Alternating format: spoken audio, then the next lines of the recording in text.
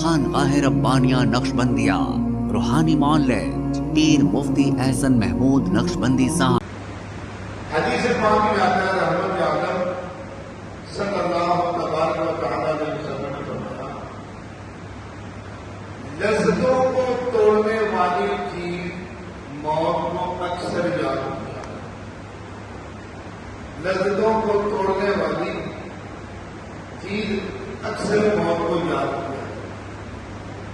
دیکھیے ہم دنیا کے اندر جو تذکرے کرتے ہیں، مکان ایسے بنائیں گے، دکان ایسے بنائیں گے، فلانا کاروبار ایسے کریں گے، کون سے کاروبار میں نفع ہے، کون سے کاروبار میں نقصان ہے، کس ملک میں جائیں تو زیادہ پیسے ملیں گے، کس میں جائیں تو کم ملیں گے، ہمارے یہ تذکرے۔ اب جب یہ تذکرے ہوں گے تو ظاہر بات ہے دنیا کی پرواہ پڑے۔ فرمایا کہ اب ان تذکروں میں ہمیں موت کے تذکرے کو شامل کریں، موت کے تذکرے کو شامل کریں۔ پیکر مرنا ہے جو اصل حقیقت ہے اور جس کا کسی کا میں پتہ بھی کوئی نہیں، میں کب مر جاؤں، تو اصل موت کا تذکرہ ہماری آنکھوں کے سامنے رہنا چاہیے، اب مگر موت کو یاد رکھنا چاہیے۔ اس لیے فرمایا توجہ کیجیے، جب نکال بات بتا رہا ہوں، روزانہ عشاء کے بعد کچھ وقت نکال کر کمرے کے اندر اندھیرا کر کے آنکھیں بند کر کے تنہائی میں بیٹھ کر ہمیں موت کا مراقبہ کرنا چاہیے، ہمیں موت کا مراقبہ کرنا چاہیے اور یہ تصور کریں کو میں مار گیا، لو جی لوگوں کو پتہ لگنا شروع ہو گیا، میرے نام ہونا شروع ہو گئے، لوگ کی بندے آگے چرپائی آگے مجھے غسل دینے لگے، رستے میں لگا دیا، کوئی دائیں کر رہا ہے، کوئی بائیں کر رہا ہے، کوئی صابن لگا رہا ہے، کوئی پانی لگا رہا ہے، تو کہہ رہا پنجا لاؤ، تو کہہ رہا کشکو لاؤ، تو کہہ رہا سلانے لاؤ، تو کہہ رہا بیلی کے پتے لاؤ، تو کہہ رہا پانی گرم کر کے لاؤ، تو کہہ رہا سلانا کرو۔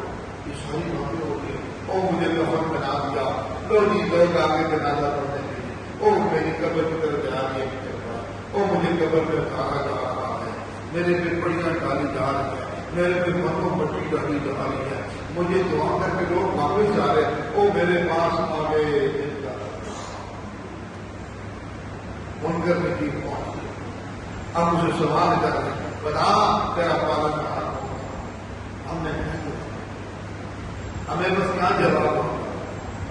اس لیے جس وقت ہم موت کا مراقبہ کریں گے، موت کو یاد کریں گے، موت کے تذکرے کریں گے، تو تب ہماری فکر آخرت کی طرف ہے۔ ہمارا تو رجحان ہی نہیں ہے۔ اب ایک دور تھا اور اس میں بزرگ تھے جن کا نام بتایا جاتا حضرت بہادر رحمۃ اللہ علیہ۔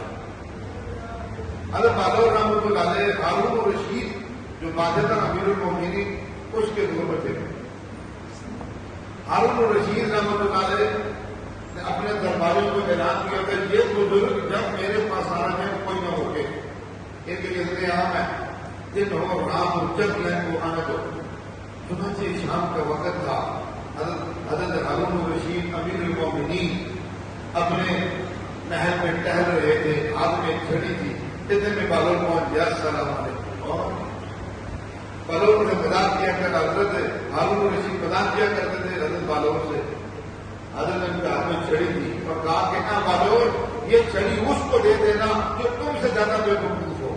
ٹھیک ہے، وہ سادے تھے بے وقوف سمجھتے تھے، میرے اللہ والے بڑے پہنچے حکمت اور تعالیٰ سے بھرے ہوئے۔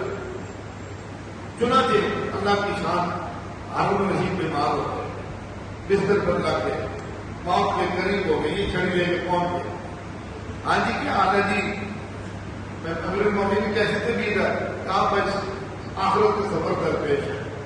اچھا اس نے کیا تیاری کی ہے؟ کتنے لشکر بھیجی ہیں، کتنے خیمے کھاڑے ہیں؟ اور کمال کی بات ہے کہ آخرت میں کوئی لشکر کا بھی بھیجی جاتی ہیں، وہ خیمے کھاڑے جاتے ہیں۔ اچھا مطلب کیا نہ جاتا ہے؟ اچھا حضرت واپس کب آئیں گے؟ اور بھائی آخر میں بھی جانے کو واپس آتا ہے، آخر میں بھی جانے کو واپس آتا ہے، وہ تو ختم ہوگی کہانی، جب آخر میں پہنچ گئی تجھے کہانی ختم۔ اچھا ایسی بات ہے، ہاں کالو فکر المومنین آپ نے مجھے چھڑی دی تھی اور یہ ساتھ کے ساتھ فرمایا تھا اس شخص کو دینا جو تمہیں اپنے سے زیادہ بے وقوف نظر آئے۔ امیر المومنین اگرچہ آپ وقت کے بادشاہ ہیں، ہمارے امیر المومنین ہیں، اس گھڑی کے حقدار اور مستحق آپ ہیں، اس لیے میں آپ کو اپنے سے زیادہ بے وقوف پاتا ہوں، اس لیے میں نے ساری زندگی آپ کو لشکر کشت کرتے ہوئے دیکھا، خیمے گاڑتے ہوئے دیکھا، دنیا کی فکر کے اندر آپ کے لشکروں کو دیکھا، لیکن میں نے آپ کو آخرت کی تیاری کرتے ہوئے دیکھا۔ تو دنیا کے اندر لگے ہیں، دنیا کی تیاری میں لگے ہیں، دنیا کو بنانے میں لگے ہیں، دنیا میں آپ کا نام روشن، اس لیے اس کے حقدار بنا کے اگر میں آپ کو بتاؤں ہارون رشید رحمۃ اللہ علیہ کے بارے میں آتا ہے، غالباً آپ مجھے صحیح طرح جانیے، روزانہ بادشاہ وقت ہونے کے باوجود رات روزانہ 1000 نفل پڑھ کر سو۔ آپ تو 2 نفل نہیں پڑھ سکتے، نہ بادشاہ نہ وزیر ہے نہ کچھ ہے، وہ نفلوں کو ہمارا چھوڑو دور کی بات ہے، نماز فرض ہم سے نہیں پڑھی جاتی، ہم نماز چور ہیں، ہم سے نمازیں بھی نہیں پوری ہوتی، نفل تو دور کی بات ہے۔ وہ جو 1000 نفل بادشاہ ان کو کہا جا رہا ہے بیوقوف، تو ہم کون ہوں گے جو نمازیں بھی پوری نہیں پڑھتے، جو زہر باطل کی شریعت کے مطابق نہیں، معاملات کی شریعت کے مطابق نہیں، رہن سہن کی شریعت کے مطابق نہیں، خوشیگاں کی بھی شریعت کے مطابق نہیں، سب یہود و نصارہ کی طرف پر ہے، ہمیں پھر کیا کہے؟ یعنی جو 1000 نفل پڑھ رہے ہیں امیر المومنین ہیں، نیک دل بادشاہ ہیں، ان کے وقت میں بہت خیر کے کام ہوئے، وہ ان کو بے وقوف کہا جا رہا ہے، ہمیں کیا کہا جاتا ہے؟ آپ خود ہی سوچنا، خود کریں، ہم کیا کہلانے کے قابل ہیں کہ ہم آخرت کو اتنا بھول چکے ہیں، ہم آخرت سے اتنا دور جا چکے ہیں۔